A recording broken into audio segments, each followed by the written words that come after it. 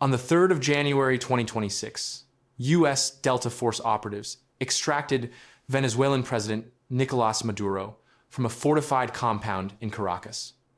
Most media will tell you it was about drugs and democracy.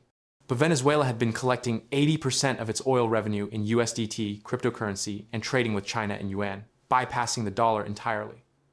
2 other leaders tried this exact move. Both were dead within years. You're watching a pattern repeat itself in real time. This isn't speculation. This is documented history playing out again. We're going to trace the line connecting 3 oil-rich nations that challenged the petrodollar system: Iraq, Libya, and now Venezuela. You'll see the dates, the currencies, the interventions, and you'll understand why. Despite possessing the world's largest proven oil reserves, Venezuela's leader was seized in a military operation that Trump himself called one of the most stunning displays of American military might in history. The timeline doesn't lie. The pattern is crystal clear. To understand what happened to Maduro, you need to understand a deal made 50 years ago that changed everything. In 1974, after the Yom Kippur War sent oil prices quadrupling overnight and the US economy into chaos, President Nixon's Secretary of State Henry Kissinger struck an agreement with Saudi Arabia. The terms were elegantly simple and devastatingly effective. Saudi Arabia would sell its oil exclusively in US dollars, and in return, America would provide military protection and weapons. This wasn't just about oil. This was about control of the global financial system itself. When oil, the most traded commodity on earth, could only be purchased in dollars, every nation needed to stockpile American currency. Japan needed dollars, Germany needed dollars, China needed dollars. Everyone needed dollars to keep their economies running. And those dollars, they flowed back to the United States, getting parked in treasury bonds and reinvested in the American economy. This system, known as the petrodollar, gave the United States an extraordinary power: the ability to print money without triggering hyperinflation, because global demand for dollars remained constant. As long as oil traded in dollars, the dollar reigned supreme. The petrodollar became more valuable to American dominance than aircraft carriers or Hollywood combined. It was the invisible empire. But empires require enforcement, and the consequences for challenging the system would prove catastrophic. In 2000, Iraq's Saddam Hussein announced his country would sell oil in euros instead of dollars. This wasn't a minor policy shift. This was a direct challenge to the architecture of American financial power. Saddam even converted his $10 billion UN reserve fund from dollars to euros, signaling this wasn't temporary posturing. For context, Iraq possessed approximately 11% of the world's oil reserves at that time. If other OPEC nations followed Saddam's lead, the entire petrodollar system could unravel. The implications were existential for US. Economic hegemony. Nations wouldn't need to hoard dollars anymore. The demand propping up the currency would evaporate. The Bush administration's response came swift and overwhelming. The stated reasons for the 2003 invasion were Iraq's alleged weapons of mass destruction and connections to the 9/11 attacks. Neither claim proved true. No WMDs were ever found. No al-Qaeda links were established. Yet the invasion proceeded with shock and awe force, toppling Saddam's government in weeks. Here's what's rarely discussed in mainstream coverage. One of the first actions of the US, installed interim government, was to reverse Iraq's oil pricing back to dollars immediately, before democratic elections, before reconstruction, before addressing the humanitarian crisis. Iraq's oil returned to the petrodollar system, and it has remained there ever since. The lesson was clear: challenge the dollar, face regime change. But some leaders didn't receive the message or chose to ignore it. Muammar Gaddafi watched what happened to Saddam.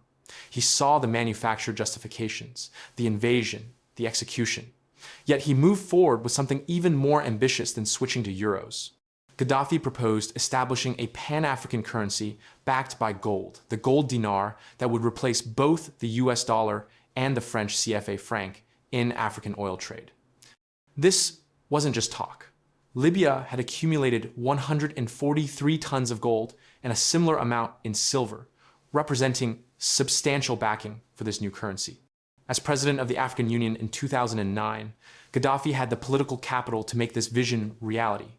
Multiple African nations expressed interest. The infrastructure was being built, the gold reserves were secured. Then came the Arab Spring of 2011. As protests erupted across North Africa and the Middle East, Libya saw demonstrations against Gaddafi's government. The international response was swift. NATO, led by the United States and France, launched a military intervention citing humanitarian concerns about Gaddafi's violent suppression of protesters.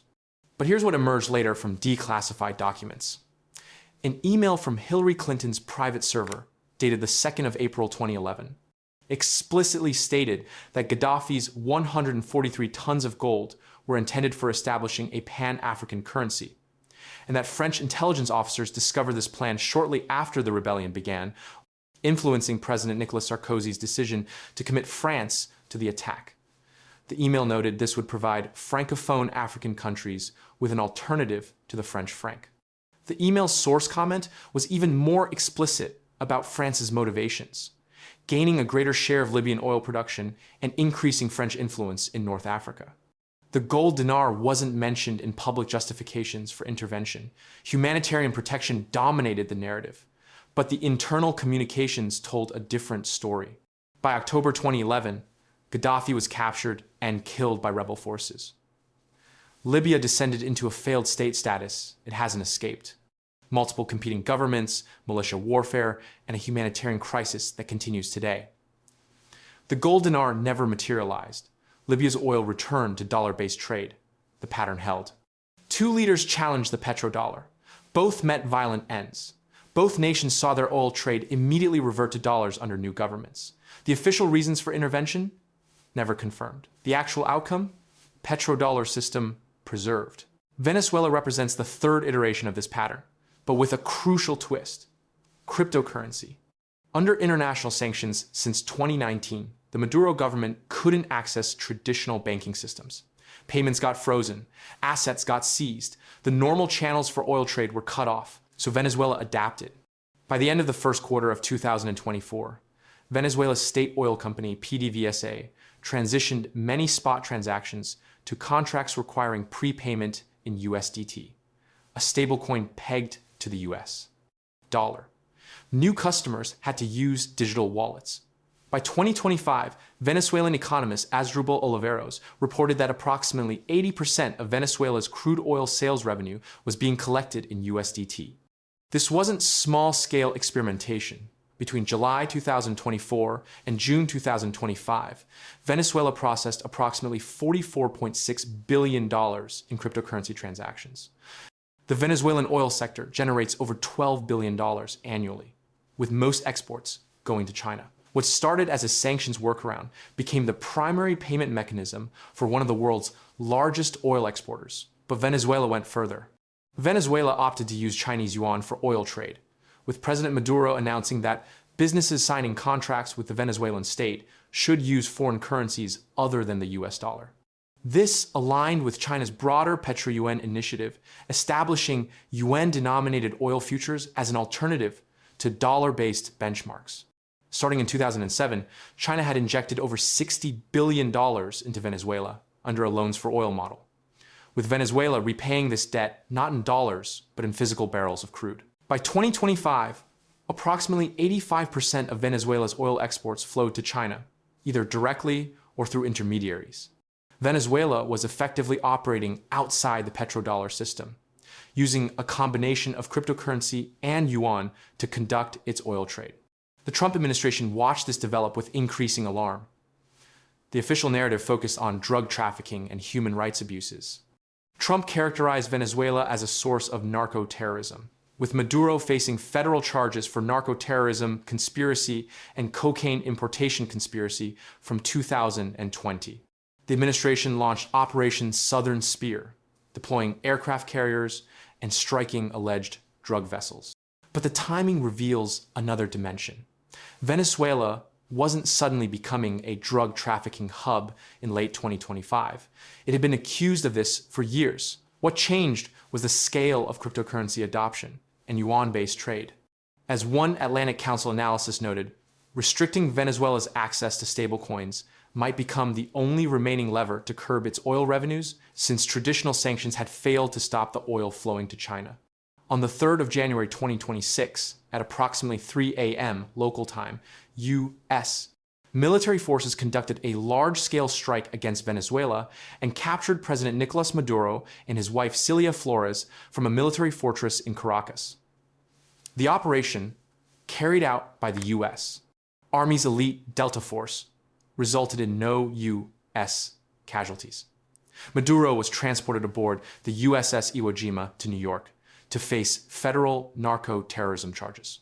Trump declared at a press conference that this was one of the most stunning, effective, and powerful displays of American military might and confidence in American history, adding that the U.S. would run the country for now. The president stated oil companies would invest billions and billions of dollars and take out money, use that money in Venezuela. The pattern had repeated. An oil-rich nation challenged the petrodollar system. Military intervention followed. But this time, the implications extended far beyond one nation. The international response divided sharply along geopolitical lines. China immediately called on the U.S. to release Maduro and his wife, cease efforts to subvert the Venezuelan regime, and resolve the issue through dialogue. Beijing's foreign ministry stated it was deeply shocked by and strongly condemns the U.S. blatant use of force against a sovereign state. This reaction carried weight. China is Venezuela's largest trading partner and had invested tens of billions in Venezuelan infrastructure and oil development. The seizure of Maduro represented not just regime change in Caracas, but a direct challenge to Chinese economic interests in Latin America. Russia, Iran, and other nations that had been exploring alternatives to dollar-based trade watched with undoubtedly heightened concern. Even within the United States, the operation sparked controversy. Democratic Senator Mark Warner, vice chairman of the Senate Intelligence Committee, questioned whether large countries could simply indict the ruler of a smaller adjacent country and take that person out, warning this would lead to total chaos. Senator Ruben Gallego called it the second unjustified war in my lifetime, while Republican Senator Mike Lee expressed skepticism about the constitutional justification without a declaration of war. The legal questions are substantial. Law professor Zenaida Miller stated the actions constitute a blatant violation of Article 2.4 of the UN Charter, which prohibits the use of force without Security Council authorization. Yet there's also precedent. Under the Kerr-Frisbee doctrine, U.S. courts can try someone regardless of how they arrived in the country, even if their capture violated international law. For global oil markets, the implications are seismic. Venezuela possesses the world's largest proven oil reserves, larger than Saudi Arabia's. Trump stated that U.S. oil companies would invest heavily and take out money, with Venezuelans being the biggest beneficiary. But critically, this means Venezuelan oil returns to dollar-denominated trade under U.S. oversight. The cryptocurrency experiment ends. The yuan-based deals terminate. The petrodollar system absorbs another challenge. For other nations considering alternatives to dollar trade, Venezuela joins Iraq and Libya as cautionary tales. The methods evolved from conventional invasion to NATO intervention to special operations seizure, but the outcome remained consistent. Challenge the petrodollar, face forcible regime change, watch your oil trade return to dollars. Russia has been expanding its use of cryptocurrency for oil payments, particularly with Chinese and Indian customers. Iran has required euros for oil sales since 2003 and launched its own oil bourse to trade in alternative currencies. These nations now face a reinforced message. The United States will use military force to protect dollar dominance in oil trade, regardless of international law or global opinion. What we're witnessing isn't isolated events, but a systematic defense of monetary hegemony. The petrodollar system, established in 1974, has been the foundation of American economic supremacy for 50 years. When that system faces existential threats, military force becomes the enforcement mechanism. Iraq tried euros, invasion followed. Libya pursued gold-backed currency. NATO intervention followed. Venezuela adopted cryptocurrency and yuan special operations extraction followed. The progression shows adaptation in tactics, but consistency in strategic objective. The petrodollar must be preserved, by any means necessary. This has profound implications for the future of global finance. Cryptocurrency was supposed to provide a decentralized alternative to traditional banking systems, immune to government control and sanctions. Venezuela's experiment demonstrated that crypto could indeed facilitate international trade outside dollar hegemony. The response was to eliminate the government utilizing that system through military force. For the broader trend of de-dollarization, nations seeking to reduce dependence on the US dollar in international trade. Venezuela serves as a stark warning. Russia, China, Iran, and numerous other nations have been actively working to establish alternative payment systems. The BRICS nations have discussed creating a gold-backed currency. China's petro-yuan futures market offers yuan-denominated oil contracts. These initiatives all threaten the structural advantage the petrodollar provides to the United States. The Venezuela operation signals that these alternatives will face not just economic or diplomatic pressure, but potential military intervention if they gain significant traction. The threshold for action appears to be when oil trade, the crucial commodity underpinning the system, begins flowing through non-dollar channels at scale. There's also the technological dimension. Venezuela proved that despite sanctions, asset freezes, and traditional enforcement mechanisms, cryptocurrency could enable continued international trade. For a brief period, blockchain technology appeared to offer a genuine escape route from dollar dependency for sanctioned regimes. The capture of Maduro suggests the U.S. will respond to such technological workarounds by targeting the governments themselves, not just the financial flows. The human cost rarely factors into these calculations, but demands acknowledgement. Iraq's post-invasion period saw hundreds of thousands of deaths and created ISIS. Libya collapsed into ongoing civil war, with slave markets returning. Venezuela's fate remains uncertain, but Trump suggested working with Maduro loyalist Delcy Rodriguez rather than opposition leader Maria Corina Machado, indicating U.S. priorities center on oil control, not democratic reform.